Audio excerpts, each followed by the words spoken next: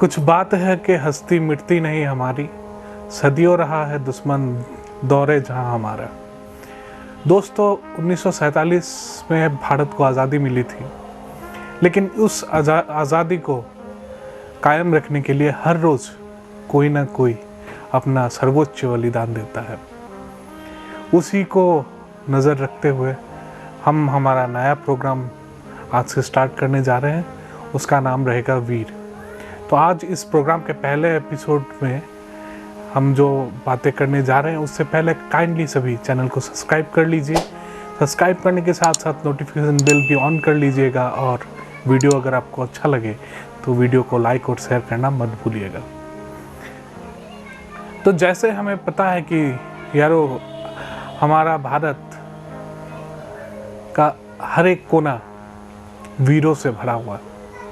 ये वीर अपने बारे में सोचते हैं नहीं, ये सोचते हैं सिर्फ भारत के बारे में, अपने देश मातृभूमि के बारे में।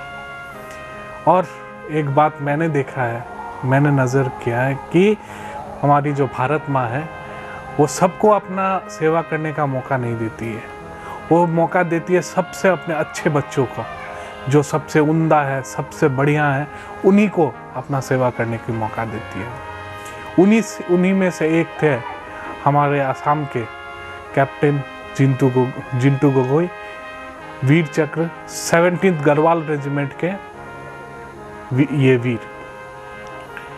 तो 1970 में आसाम के गोलाघाट जिला के खुमताई में इस वीर पुरुष का जन्म हुआ। फैमिली में पहले से ही पिताजी इनके एयरफोर्स में थे। तो आपको तो पता ही है कि अगर किसी फैमिली से कोई एक बंदा डिफेंस में रहता है तो फैमिली में एक एस्पिरेंट सा रहता ही है कि कैसे अगला पीढ़ी फिर से भारत माँ की सेवा में आगे बढ़े। उसी तरह captain Jintu Gogoi Indian army में शामिल हुए और 17 गढ़वाल रेजिमेंट में उन्होंने अपना सेवा आग बढ़ाया। 1999 का जो कारगिल युद्ध था उसका बात सभी को याद है। ऑपरेशन विजय में हमारे कैप्टन जिंटू गोगोई को उनके टुकड़ी के साथ काला पत्थर का जो पॉइंट है, जो एक बहुत ही क्रूशियल पॉइंट था इस कारगिल युद्ध में, क्योंकि उसी काला पत्थर के एरिया के ऊपर से पाकिस्तानियों द्वारा पास से गुजरने वाले हाईवे के ऊपर पूरा नज़र रखा जा रहा था, और वहाँ से सेलिंग करके हमारे जो फौज है उसका सपोर्ट लाइन वो तोड़ सकते थे। तो उसी कारण 17 गढ़वाल रेजिमेंट के हमारे गढ़वाल राइफल्स के हमारे कैप्टन जिंटू गोगोई के अंडर में एक टुकड़ी उस काला पत्थर का जो पॉइंट है उसको कैप्चर करने के लिए आगे बढ़ी। उस समय हमें याद रखना पड़ेगा दोस्तों कि पाकिस्तानी पहले से ही चोटी के ऊपर, पॉइंट के ऊपर बैठे हुए थे और खाड़ी चढ़ाइयाँ थी। वो ठंडा मौसम, वो ऊंचाइयाँ जहाँ पे हाई ऑल्टीट्यूड में आपको पता है दोस्तों कि कुछ दूरी चलने पर ही लोगों को ऑक्सीजन की कमी के कारण सांस लेना भी मुश्किल हो जाता है। उस समय हमारे जिंटू गोगोई सर उनकी टुकड़ी के साथ ऐसे चढ़ाई आगे बढ़ते रहे और पाकिस्तानियों का सामना करने के लिए तैयार होते रहे। चोटी चढ़ते चढ़ते जब वो पाकिस्तानियों के 20-30 मीटर के दूरी पर आगे, पाकिस्तानियों को पे भी भाप लग गया था कि कोई हिंदुस्तानी शेर उसकी टुकड़ी के साथ आगे आ चुका है।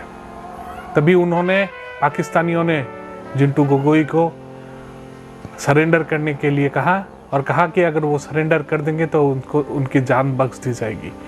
लेकिन आप सभी को पता है दोस्तों कि हिंदुस्तानी आर्मी कभी कहीं पे घुटना नहीं टेकती और कभी पीछे नहीं हटती। उसी तरह कैप्टन जिंटू गोगोई ने भी सरेंडर नहीं किया और उन्होंने धावा बोल दिया। क्लोज कॉम्बैट में उन्होंने 2 पाकिस्तानियों को वहीं पे ढेर कर दिया, लेकिन दुख की बात है दोस्तों वहीं पे उनके सीने में 2 गोली लग गई, जिसके कारण उनका वहीं पे देहांत हो गया। इस वीरता के लिए उनको मरणोपरांत वीर चक्र से सम्मानित किया गया, जो इंडियन आर्मी के ये वॉर टाइम का 3rd हाईएस्ट गैलेंट्री अवार्ड है। उसके कारण हमारा पूरा आसाम पूरा भारतवर्ष कैप्टन जिंटू गोगोई के नाम से रोशन है और हमेशा रोशन रहेगा।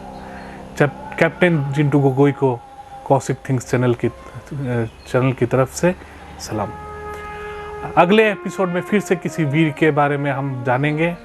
तब तक देखते रहिए कौशिक थिंग्स। धन्यवाद, नमस्कार।